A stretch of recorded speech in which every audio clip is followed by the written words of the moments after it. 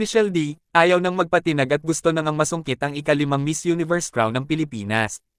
Narito ang detalye.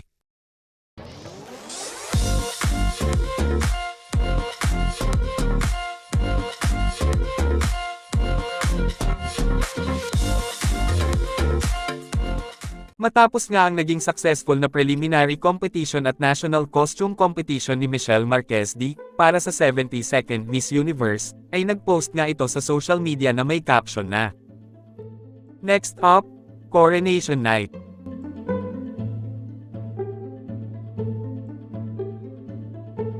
Ipinapahiwatig nga lamang na ito, na focused, determinado, at hindi magpapatinag si Michelle Marquez D na masungkit ang 5th Miss Universe crown ng Pilipinas.